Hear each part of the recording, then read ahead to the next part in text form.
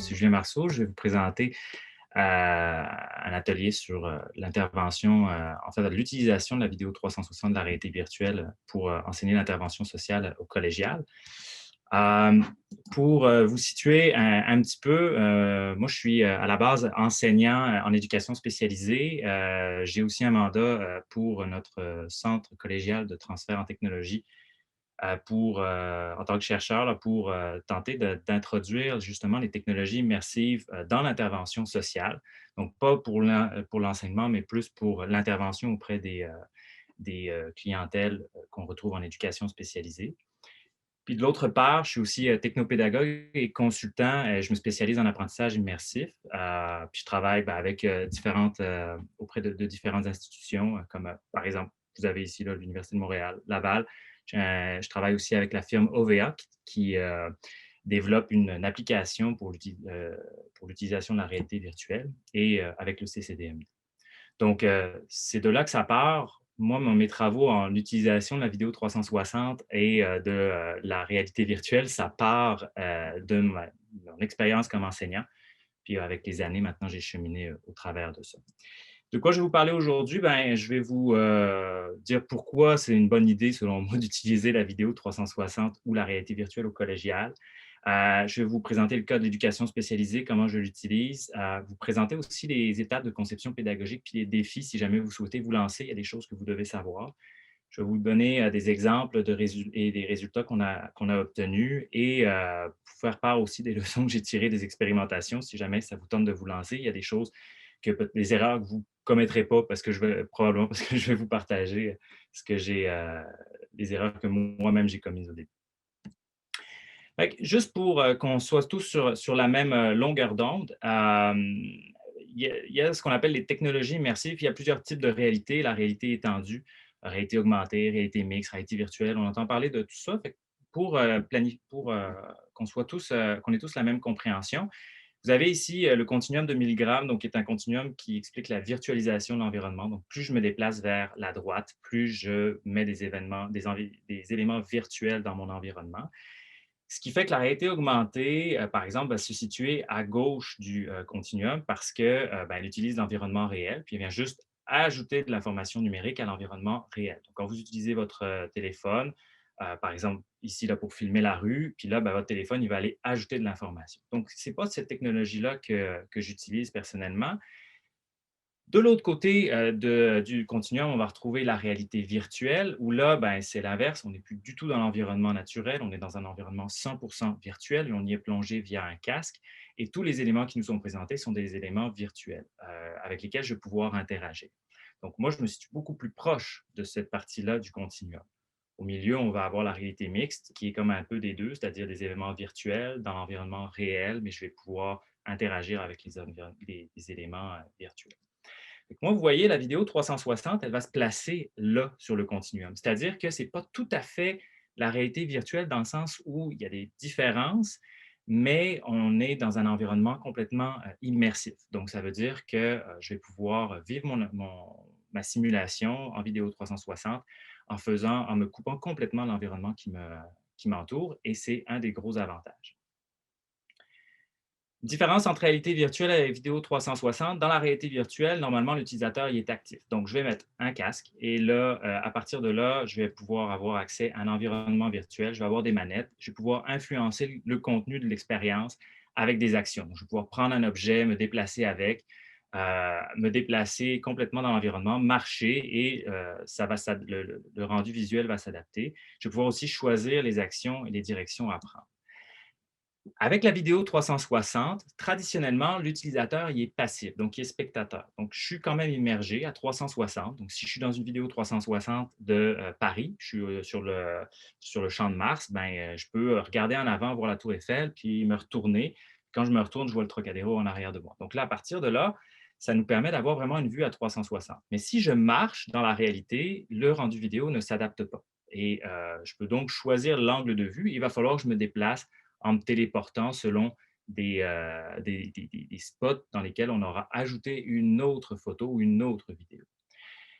Moi, l'affaire que j'ai réussi à faire, c'est ramener de l'interaction dans les vidéos 360. Donc, amener l'utilisateur à devenir actif mais à essayer de dépasser un petit peu l'obstacle de la passivité en l'amenant à faire des choix et à prendre des décisions. Puis je vais vous expliquer comment on fait ça. Qu'est-ce qui m'a amené à utiliser la vidéo 360? Ben, la première chose, c'est l'approche par compétences. Au cégep, en éducation spécialisée notamment, on a un programme qui utilise l'approche par compétences. Donc, je dois développer des compétences, donc des savoir-faire, des savoir-être, puis des savoirs. Puis je dois amener les étudiants à les mobiliser ensemble. La vidéo 360 ou la réalité virtuelle, ça propose des expériences immersives. Donc, je suis capable d'amener mon étudiant dans une situation dans laquelle il va devoir faire appel à ses savoirs, avec ses interactions, donc pratiquer ses savoir-faire. Puis le savoir-être, ben, il y a quand même des limites là-dessus. Je le vois plus après, là, quand on fait un retour sur l'expérience.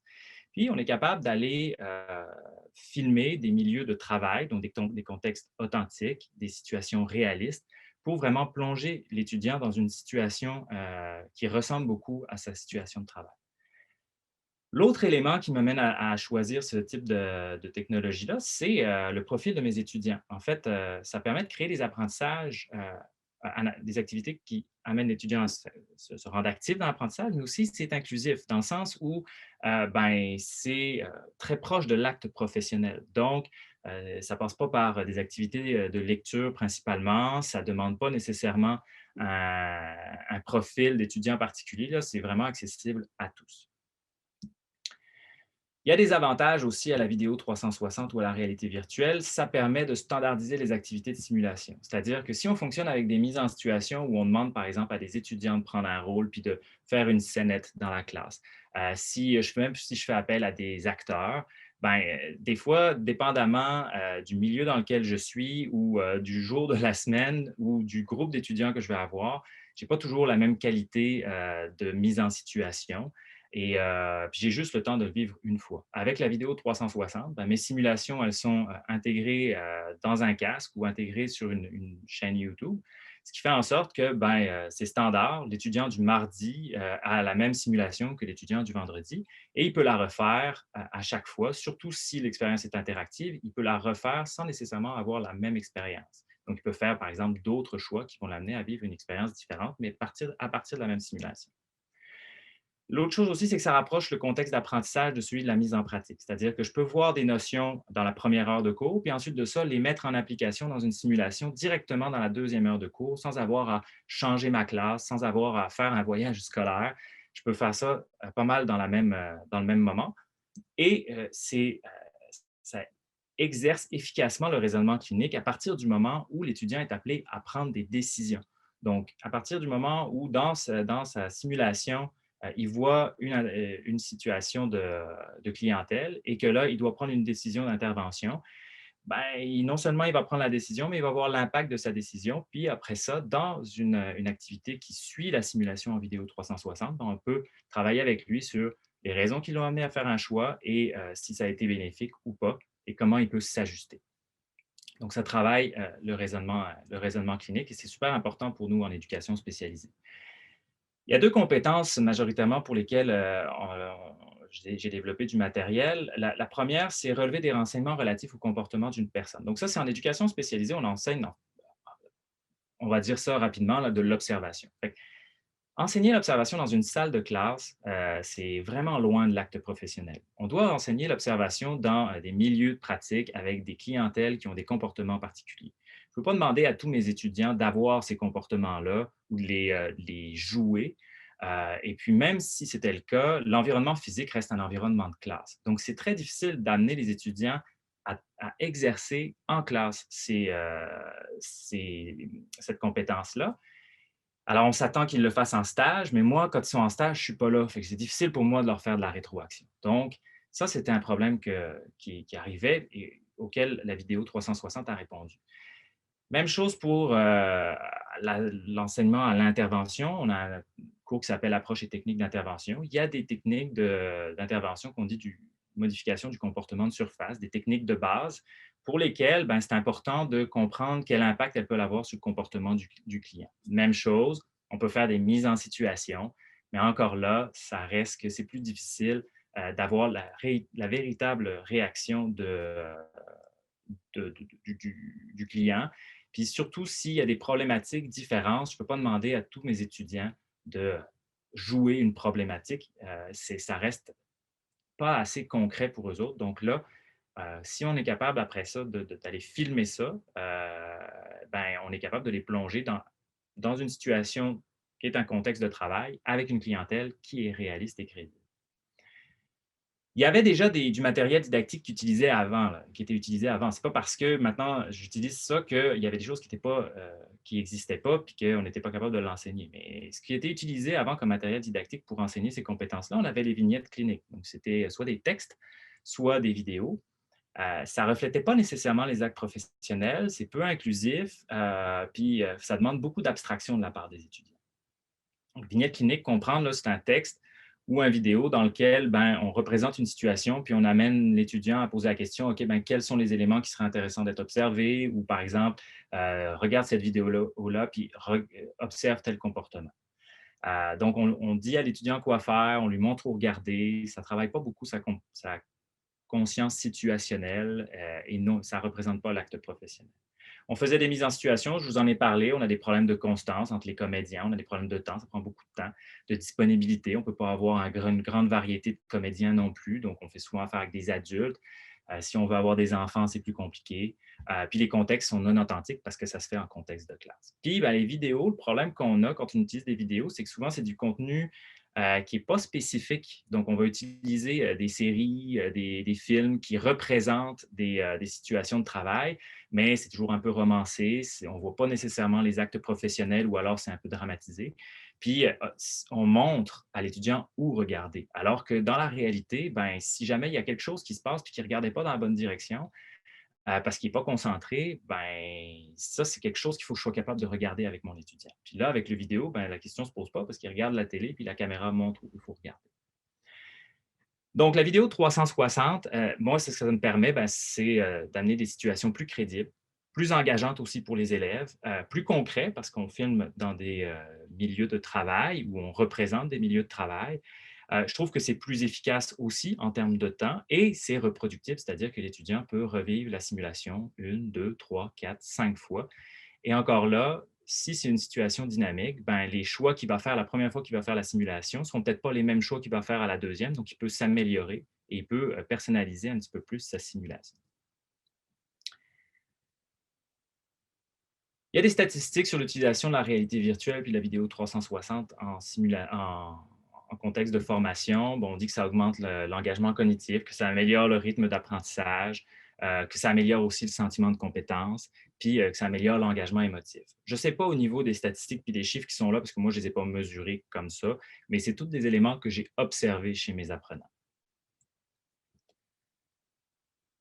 Maintenant, c'est bien beau de vouloir se dire: «OK, je pars en vidéo 360 ou en réalité virtuelle et là, ben, je vais, commencer à faire des activités pédagogiques». Moi, quand j'ai commencé ça, j'ai fait face à 2 types de défis. Il y a des défis pédagogiques, il y a des défis techniques.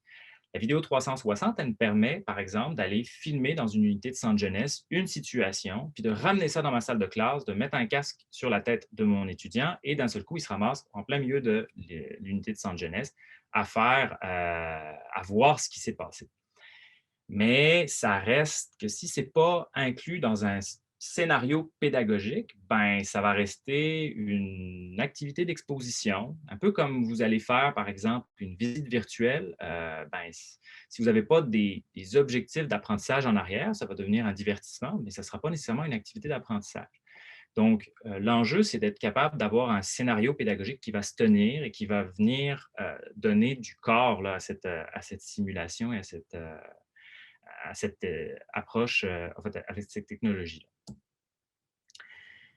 Donc, il y a plusieurs étapes qui m'ont permis de concevoir ces activités-là. Puis c'est les étapes que j'utilise pour n'importe quelle activité. Donc, la première chose qu'il faut réussir à faire, c'est la scénarisation pédagogique. C'est la première chose sur laquelle je me penche parce que selon moi, c'est la plus importante. C'est ce qui me permet aussi de m'assurer que ma simulation est en lien avec ce que les étudiants doivent développer comme compétences. Après ça, il y a une mise en scène. Quand on fait de la mise en scène en vidéo 360 ou en réalité virtuelle, il y a des principes à appliquer que j'ai découvert avec le temps. et qui ont quand même leur importance. Il y a des enjeux de production, ça on est plus au niveau technique. Puis après ça, il faut être capable de mettre ça dans une activité pour que ça soit cohérent et qu'on soit capable de retirer un apprentissage de ça. Il y a le pilotage de l'activité qui est aussi un défi parce que mettez un casque de réalité virtuelle ou tout simplement une visionneuse 360 à un étudiant. Si c'est sa première fois, il ne va pas être concentré sur l'objectif d'apprentissage, il va plutôt être concentré sur l'activité et la technologie. Donc, vous risquez de manquer votre. On va voir ces étapes-là un petit peu en détail. Au niveau de la scénarisation pédagogique, les modèles sur lesquels moi je me suis basé, c'est des modèles qui sont inspirés de la simulation clinique. Donc, la simulation clinique, on voit ça beaucoup en soins infirmiers, par exemple. Donc, c'est une approche par simulation qui se fait majoritairement en 3 étapes. On a une étape de brefage dans laquelle on va préparer notre étudiant à la simulation. Donc, c'est des activités que je fais faire à l'étudiant pour activer ses connaissances antérieures, puis ensuite de ça, qui se prépare au type de simulation dans lequel il va aller. Donc, si c'est dans un contexte scolaire, je lui donne de l'information par rapport à ça, je lui donne de l'information par rapport à son rôle dans la simulation et à l'objectif de la simulation. Ensuite de ça, il y a la simulation en vidéo ou en réalité virtuelle. Moi, en éducation spécialisée, j'utilise majoritairement de la vidéo 360. Donc là, c'est l'étudiant qui va aller vivre cette simulation-là pendant peut-être 15 à 20 minutes. Et suite à la simulation, l'étudiant doit faire une analyse réflexive. Et c'est là que l'apprentissage se fait. Donc, c'est super important pour moi d'appuyer sur cet aspect-là, mettre l'accent là-dessus. C'est lors du débriefage que l'apprentissage se fait, pas nécessairement pendant la simulation. Pendant la simulation, l'étudiant, il prend des décisions, il voit l'impact de ses décisions. Mais par la suite, si je veux que mon activité soit éducative, il faut que je l'amène à porter un regard sur ses décisions, qu'il en évalue, on va dire, l'efficacité, et qu'ensuite de ça, je puisse regarder avec lui quelles sont les pistes que tu vas utiliser pour t'améliorer. Ça, c'est pour l'activité d'apprentissage. Pour la simulation, donc en tant que telle, la vidéo 360, ce que je fais, c'est que je vais utiliser une scénarisation pédagogique dans laquelle je vais me poser la question à savoir quelles sont les compétences que je veux travailler, c'est quoi mes intentions, c'est quoi les objectifs, et il va falloir que je scénarise mon activité selon un cheminement différencié, c'est-à-dire voir quelle pourrait être, ou dynamique, là, voir quelles pourraient être les possibilités de prendre des décisions et faire en sorte que l'étudiant puisse prendre des décisions et voir l'impact de ces décisions-là et que l'expérience puisse se différencier selon l'utilisateur. Donc ça, c'est les 2 principes. L'approche par simulation, c'est pour l'activité globale. La scénarisation pédagogique interactive, c'est davantage pour préparer le tournage des capsules en vidéo 360.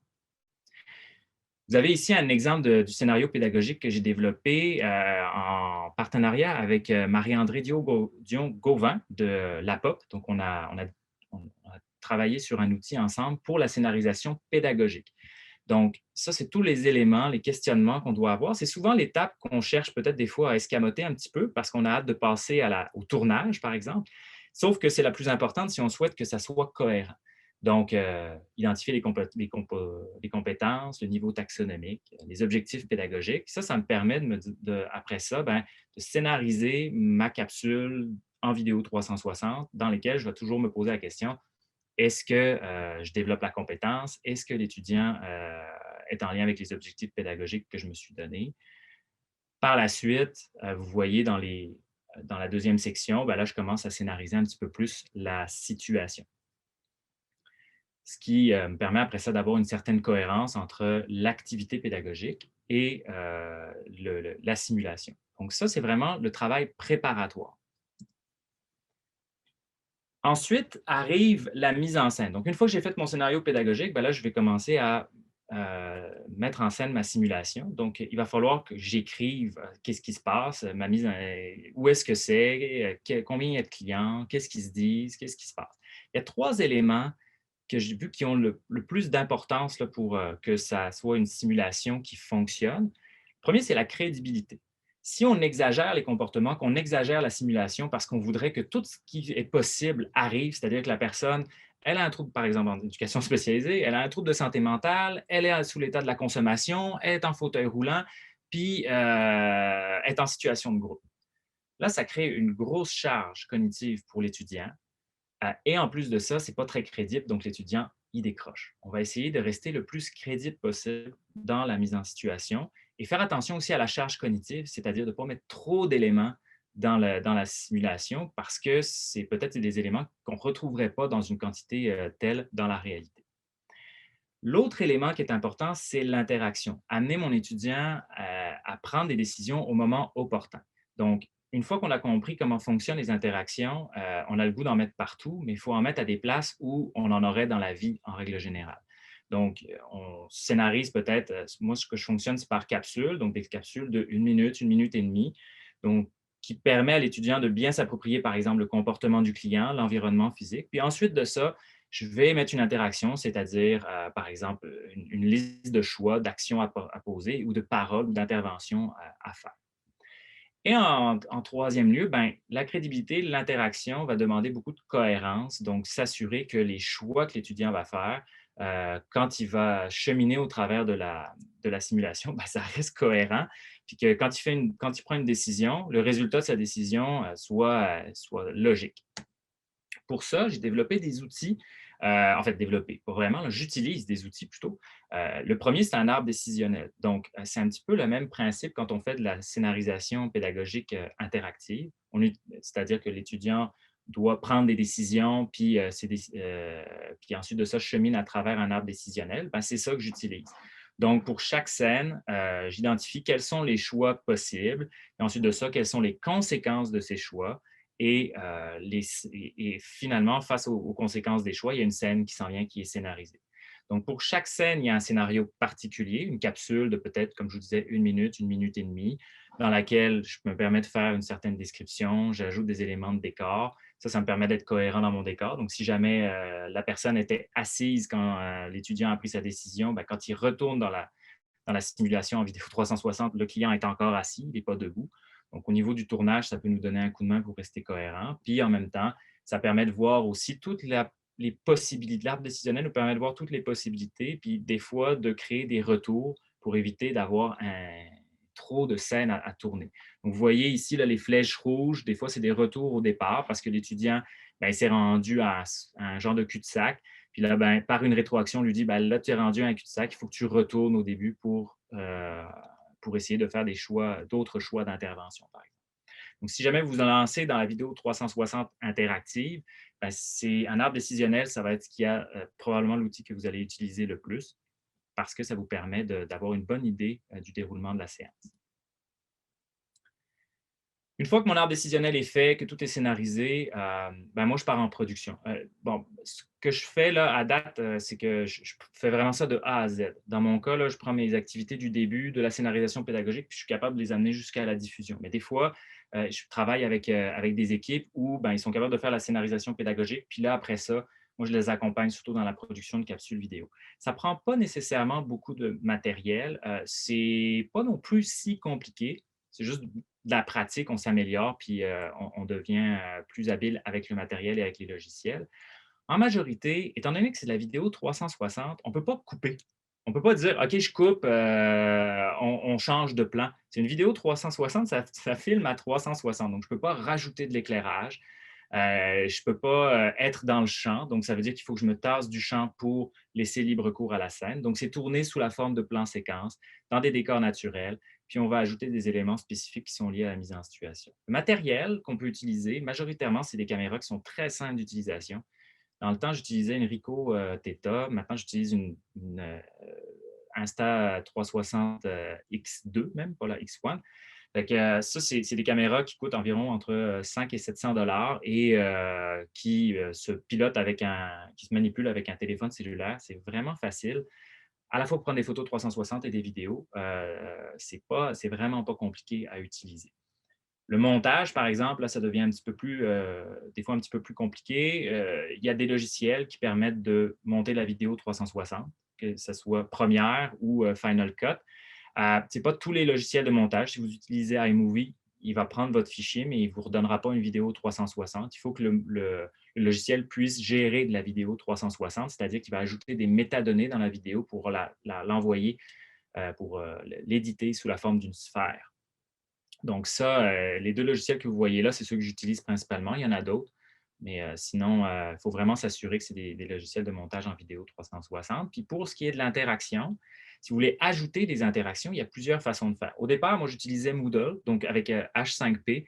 J'uploadais mes vidéos sur YouTube. Puis ensuite de ça, H5P nous permet d'intégrer des vidéos, puis à la fin des vidéos, d'avoir un arbre, proposer des choix. Puis quand je vais cliquer sur un choix, ben, ça va me rediriger vers une autre vidéo YouTube qui est en 360 parce qu'on est capable de diffuser des vidéos 360 sur YouTube. C'était vraiment les premiers pas en vidéo 360 interactive. Je suis passé par là, puis ça, c'est assez simple à faire si vous savez bidouiller avec les H5P, par exemple. Mais il y a des applications qui existent. Avec l'Université de Montréal, on travaille sur WandaVR, qui est une plateforme web sur laquelle je vais complètement aller déposer mes fichiers vidéo 360 puis créer mes interactions à partir de là. Avec le Unity College au Maine, on travaille avec Scenario VR, qui est un pendant de WandaVR. Puis avec l'Université Laval, on travaille avec Sphere. Ces trois éléments-là, l'enjeu, en fait, c'est le prix des licences. C'est environ 100 par mois. WandaVR, c'est 300 par mois. Puis Sphere, c'est 3000 par année. Donc, des fois, ben, les milieux ne sont pas nécessairement super ouverts à dépenser autant d'argent pour un projet, un premier test. Donc, moi, je vous invite à aller voir les outils disponibles avec H5P, par exemple, puis à utiliser les versions gratuites de YouTube qui permettent de projeter, par exemple, la vidéo 360, de faire vos preuves de concept, puis après ça, d'aller les présenter, de voir la plus-value, ce qui devrait peut-être après ça permettre de créer des occasions d'investissement. Pour la diffusion, ben, on est capable de diffuser sur des appareils mobiles, donc tablettes, téléphones. On peut mettre ça dans une visionneuse. On n'est pas nécessairement obligé, mais on peut le faire. On peut mettre ça sur un LMS aussi. Il y a des Wanda Scénario Sphere permettent une exportation en SCORM package. Donc, ça veut dire que finalement, je suis capable de déposer ma vidéo, mon activité sur le Moodle ou n'importe quel LMS sur lequel on va travailler. Ou on peut utiliser aussi un web browser dans un casque en réalité virtuelle. Donc, moi, personnellement, ce que j'utilise majoritairement, c'est les applications mobiles et les liens web VR qu'ils appellent. Donc, c'est un lien que je vais aller donner à l'étudiant, puis ça lui affiche directement la vidéo en 360. C'est ce qu'il y a de plus efficace. Je vous ai parlé tout à l'heure du déroulement de l'activité. En fait, une fois que j'ai monté ma vidéo 360, ça va être important de la mettre dans une activité d'apprentissage qui tient le coup. Donc, il y a nécessairement la première étape, c'est toujours l'appropriation des éléments théoriques. Mais après ça, je crée une activité de préparation ou de briefage dans laquelle je vais donner à l'étudiant le contexte, les outils, les consignes de l'activité. On va planifier ses actions en vue de l'expérience. On va regarder avec le groupe d'étudiants voici dans quel contexte tu vas travailler. D'après toi, de quoi tu vas avoir besoin? Est-ce que tu es capable de me dire quelle notion tu vas pouvoir utiliser ou quel type d'intervention serait approprié? Puis là, l'objectif, là, c'est de diminuer son stress puis qu'il se sente préparé à rentrer dans la simulation. Ensuite de ça, je vais l'envoyer vivre l'expérience en réalité virtuelle ou en vidéo 360. À chaque fois, donc, c'est une expérience qui est autonome. Il peut le vivre à distance, il peut le vivre en présence. S'il vit à distance, l'idéal, c'est quand même d'ajouter de la rétroaction quand il prend des décisions pour l'amener à comprendre pourquoi, par exemple, certaines choses qui arrivent, qui sont positives ou négatives. Ou alors, je peux faire le retour directement avec l'étudiant aussi. Mais ça, c'est quelque chose qu'il va vivre seul. Et ensuite de ça, ben, je l'amène, grâce à un outil, à faire un retour sur ses choix, à identifier l'impact de ses choix et à vérifier aussi, c'est quoi tes émotions? Est-ce que ça a eu de l'impact sur tes choix? Comment tu vas te préparer à, si jamais tu avais à refaire la simulation, qu'est-ce que tu changerais? Puis, certains étudiants vont pouvoir refaire la simulation pour justement changer certaines affaires et s'améliorer. Voilà. Là, maintenant, je pense que vous voulez voir à quoi ça ressemble. Fait que je vais vous montrer à quoi ça ressemble. Donc, ça, c'est la première vidéo qu'on a tournée avec ma collègue Isabelle Dosti du Collège Mérissi. C'est une vidéo qui n'a pas d'interaction, mais dans laquelle il se passe beaucoup de choses. L'objectif pédagogique de celle-ci, c'était d'identifier des comportements ou des éléments dans l'environnement qui amèneraient les étudiants en éducation spécialisée à faire une demande de curatelle pour la cliente qui est là. Donc, elle a différents comportements qui sont tirés on a demandé à notre enseignante en personnes âgées de nous identifier des comportements qui étaient typiques. Donc là, par exemple, elle a parti un rond, mais elle est allée prendre sa douche, elle a mis dans le four à micro-ondes, mais elle ne l'a pas parti. Donc, il y a plusieurs choses comme ça et ben, on peut, après ça, scanner complètement l'environnement. Là, c'est le premier vidéo, c'est on jouait, là, c'est les profs qui faisaient les acteurs. Donc, je faisais le fils de la madame qui arrive. Normalement, là, vous n'avez pas le son, mais la télé est très forte. Et puis là, je vais me balader dans l'environnement pour attirer l'attention de l'étudiant sur des éléments à observer. Donc, et l'objectif de cette simulation-là, c'était vraiment que l'étudiant, à la fin de la capsule, puisse avoir un certain nombre d'éléments listés pour prendre une décision à savoir est-ce que je fais une demande de curatelle ou est-ce que je fais plus d'observation par rapport à ça.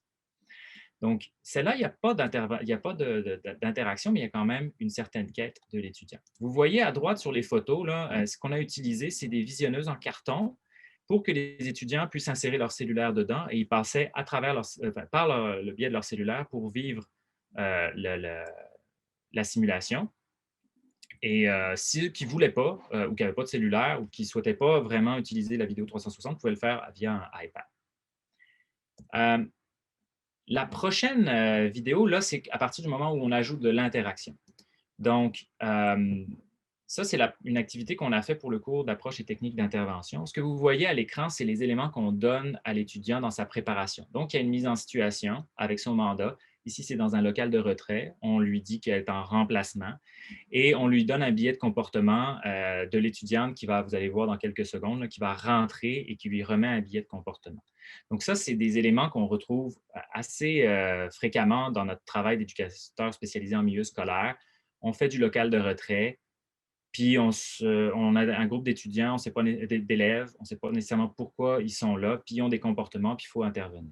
Donc ça, c'était fait dans H5P. Donc là, à partir de là, l'étudiant est redirigé, une fois qu'il commence l'activité, redirigé vers une vidéo. Et celle-ci est tournée pas tout à fait en 360, mais quasiment en 180 parce qu'on personnifie vraiment l'éducateur.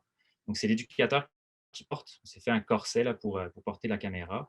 Et là, l'élève s'adresse directement à la caméra, donc comme si j'étais l'intervenant. Vous avez vu que ça n'avait pas l'air très poli. Et par la suite, ben là, on dit à l'étudiant, ben, il faut que tu prennes une décision de quelle technique d'intervention tu veux appliquer. Est-ce que tu veux faire de la décontamination par l'humour, de l'interprétation, de l'appel direct, etc. Puis là, ben, à partir de là, je vais juste avancer un petit peu. Là. Il va, par exemple, choisir la décontamination par l'humour. Donc là, il est envoyé vers la technique de la vidéo qui démontre la technique. Il va y avoir l'intervention et vous allez voir la réaction de l'élève. Donc ça peut se faire en vidéo complètement immersive. Ça, c'est un autre projet qu'on a mené avec l'École de psychoéducation de l'Université de Montréal. Donc, il y a deux types de capsules qu'on a montées. La première, c'est une visite à domicile. Donc, ce que je vous disais tout à l'heure, c'est que la vidéo 360 me donne accès à des lieux de travail ou à des contextes de travail que je ne pourrais pas reproduire en classe. Ça, c'est un excellent exemple.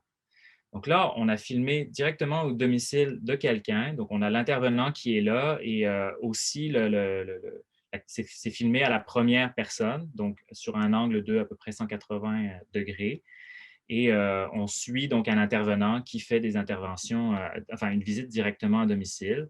Donc, on rentre chez la personne et ben, il y a des actions qui vont se passer. Donc là, on voit la cliente qui va aller faire de la place pour que les intervenants s'assoient. On a été capable de reproduire quelque chose de crédible. C'est selon le cas de la cliente, quelqu'un qui est assez qui est en détresse, puis on voulait le reproduire. Vous voyez, on change les angles de vue aussi pour permettre à l'étudiant, enfin à la personne qui fait la simulation, de voir les lieux sous différents angles.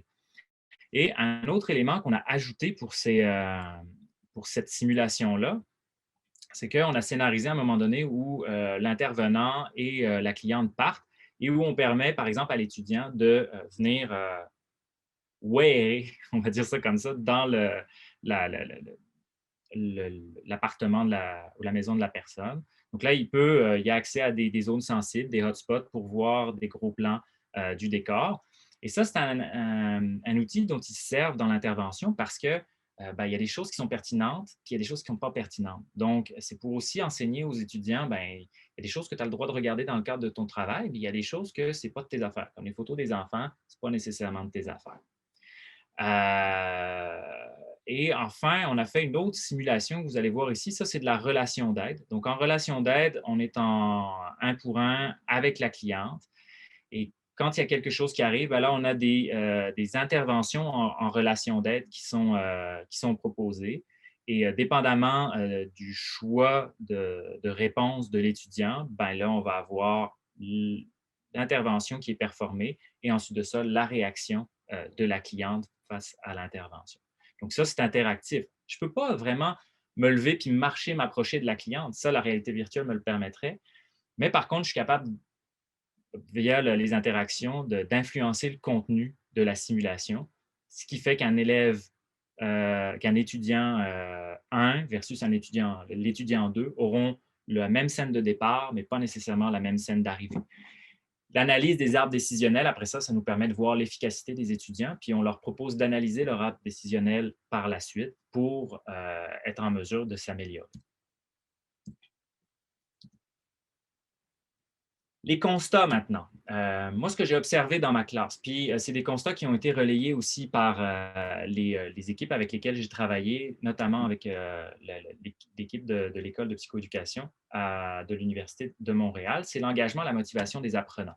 Dans mon cas, on a fait des tests avec le cours Approche et techniques d'intervention. On avait des activités de préparation. En moyenne, 98 des étudiants ont réalisé des tâches de préparation.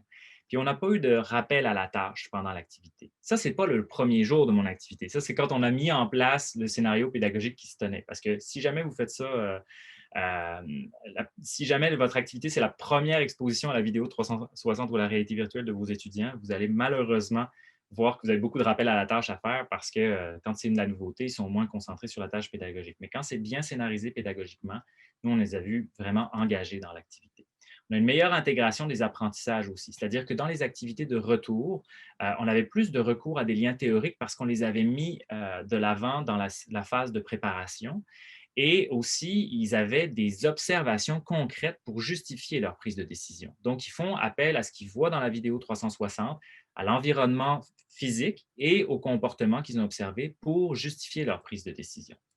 Puis on voit aussi qu'il y a une plus grande empathie, c'est-à-dire que la simulation, elle nous immerge dans une situation et ça fait en sorte que j'ai une certaine proximité avec l'acteur et avec le milieu, ce qui fait que des fois, ça leur génère des émotions, puis ça va rentrer dans leur processus de décision. Et ça, c'est le cas des éducateurs spécialisés. Donc, ça amène aussi à voir à quel point, parfois, notre interprétation de la situation vient jouer un rôle dans notre prise de décision pour l'intervention.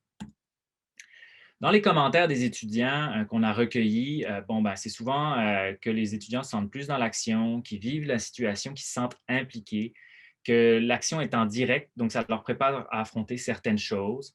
Dans le cas de la simulation de local de retrait, on a des étudiants qui disent « Ah, moi, je suis clairement pas fait pour travailler au secondaire, j'aime pas me faire parler de même, j'ai pas assez de répartie. » Il y en a qui vont dire que ça leur montre des problématiques réelles, ça les oblige à être concentrés, c'est pas plus mal.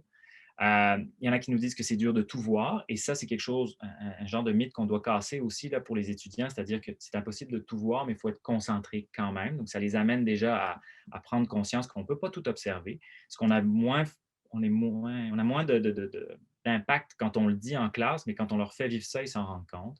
Des fois, ça les aide à mieux comprendre la matière. Ça les oblige aussi. Là, il y en a qui disent que c'est plus complexe, les activités en vidéo 360, mais c'est plus concret parce qu'il y a plus d'informations à gérer, étant donné que il faut qu'ils soient attentifs et qu'ils se revirent dans un environnement à 360. Donc, ça, c'est les résultats qu'on a observés des étudiants. Il y a des leçons que je tire de l'expérimentation puis que je tenais à vous partager aujourd'hui. La première, c'est que pour maximiser l'engagement des étudiants, il y a des principes tirés de l'expérience utilisateur qu'on retrouve, par exemple, dans l'ergonomie du web ou même avec l'ergonomie des applications en réalité virtuelle ou des jeux vidéo. Il y a des leçons qu'on peut prendre de là pour augmenter l'engagement. La première, c'est l'accessibilité. Si je donne une simulation sans la mettre dans un contexte à mon étudiant, j'ai peu de chances que ça soit une activité d'apprentissage bénéfique. il faut que je sois capable de mettre ma simulation dans un contexte. Donc, une activité qui prépare à la simulation, c'est quelque chose de primordial. C'est ça qui va maximiser l'engagement de mes étudiants et qui va donner du sens à la simulation. Pour augmenter l'engagement pendant la simulation, idéalement, on va créer un engagement émotif. Donc, ça veut dire qu'on va générer une situation dans laquelle l'étudiant, ben, il peut se reconnaître ou il peut s'identifier. Donc, moi, je travaille en éducation spécialisée. Je vais aller créer des simulations dans lesquelles je reproduis des situations de travail. Aussi, je vais travailler sur ce qu'on appelle l'influençabilité. Ça, c'est bien important parce qu'une vidéo 360, vous le savez, l'utilisateur peut virer à 360 degrés. Ce qui veut dire que si j'ai décidé que, par exemple, il arrivait tel comportement à tel moment, je ne peux pas garantir à 100 que mon étudiant va regarder. Ce n'est pas comme une vidéo 2D où là, je lui pointe où regarder. Donc, il faut savoir jouer avec notre scénarisation pour que l'étudiant ait quand même un indice de où regarder. Sinon, vous allez vous ramasser avec des étudiants qui font des tours à 360 sur eux-mêmes et qui ne sont pas concentrés. Donc, si je suis capable de donner un mandat, un rôle spécifique à mon étudiant, je vais augmenter son engagement, mais en même temps, il faut que je sois capable de scénariser ma capsule pour attirer son attention sur les choses qui sont intéressantes. Et encore une fois, moi, j'ai remarqué que les étudiants, quand il y a un bug technique, ils décrochent. Un peu comme nous autres, les profs, là, quand il y a un bug technique, on fait comme Ah, je suis plus sûr que ça me tente. Ben, si l'interaction homme-machine, donc c'est-à-dire si j'utilise une techno assez facile d'utilisation avec laquelle ils sont relativement à l'aise, ben, ça augmente leur engagement. Si c'est complexe à la prise en main, ça limite les impacts au niveau pédagogique et l'engagement des étudiants. Pour optimiser le déroulement, ben, c'est des principes assez simples, là. Préparer le matériel didactique, technologique nécessaire à l'avance, ça, je ne vous apprends rien là. Vérifier la disponibilité, le fonctionnement des outils technologiques, ça, c'est une autre affaire. Que tout est branché, que tout a de la batterie, ça, c'est le fun. D'avoir des outils de remplacement pour nos étudiants, c'est-à-dire, hey, mon cell ne fonctionne pas, ben, j'ai un iPad à te prêter, j'ai un casque de réalité virtuelle à te prêter. Ils sont branchés, ils sont pleins, la batterie est pleine, on a vérifié que tout fonctionnait. Ça, c'est un élément qui est pas mal important. Prévoir une activité de prise en main de la technologie, clairement, faire l'activité du roller coaster 360 sur YouTube, c'est-à-dire c'est une vidéo de montagne russe en 360. Leur faire voir ça avant, ça peut être rien à voir avec ce que vous enseignez, mais ça leur permet d'avoir une première expérience qui est détachée de l'activité d'apprentissage, mais dans laquelle ils vont pouvoir faire Oh, wow, c'est donc bien le fun. Puis après ça, vous allez pouvoir intégrer votre activité d'apprentissage. Ça, c'est vraiment important. Si vous ajoutez aussi de l'interaction, ben, c'est de créer une petite activité qui n'a pas un gros impact sur le plan nécessairement des apprentissages théoriques, mais plus sur le fonctionnement de vos simulations. Genre un genre de tutoriel ou d'activité d'onboarding, comme quand vous commencez un nouveau jeu vidéo, ben, ça permet à la personne de se concentrer sur OK, voici comment ça fonctionne, ce qui fait que quand elle rentre dans sa simulation, elle sait comment ça marche et ça ne devient pas un obstacle à l'apprentissage. Et il y a des temps morts parce que des fois, il y a des étudiants qui finissent la simulation avant d'autres. Donc, il faut prévoir ces temps morts-là. Puis, il y a des problèmes techniques. Fait que, premièrement, il faut partir avec ce principe-là. Il y a des problèmes techniques. Ça va arriver. Il faut être capable de les gérer. Panne d'Internet, problème de bande passante. Nous autres, c'est surtout ça qu'on a rencontré comme problème au départ, la bande passante, parce qu'on utilisait des vidéos YouTube. Et ben, nécessairement, quand j'ai 30 étudiants qui se connectent en même temps pour voir une vidéo 360, ça demande pas mal d'Internet. Donc, on a travaillé sur des systèmes d'alternance et de downloader les vidéos, ça a donné un bon coup de main. Moi, je vous dirais pour conclure, l'utilisation, ça doit répondre davantage à un besoin pédagogique. J'entends beaucoup de profs, je reçois des courriels, des appels qui me disent Hey, je veux utiliser la réalité virtuelle, comment je m'y prends? Ben, as-tu besoin de ça? C'est la première question qu'on va se poser. Donc, c'est vraiment, ça doit répondre à un besoin pédagogique avant tout. Il y a des collèges, il y a des institutions qui veulent investir dans le matériel, mais si on n'a pas le besoin pédagogique, je pense que ça ne sert pas à grand-chose au départ. Il faut voir quelles sont les applications pédagogiques avant d'acheter puis d'investir, parce que ça va aussi dépendre, ça va aussi donner une idée de quel type de matériel on a besoin. Est-ce que c'est des visionneuses? Est-ce que c'est des casques? Ça, c'est une bonne question à se poser.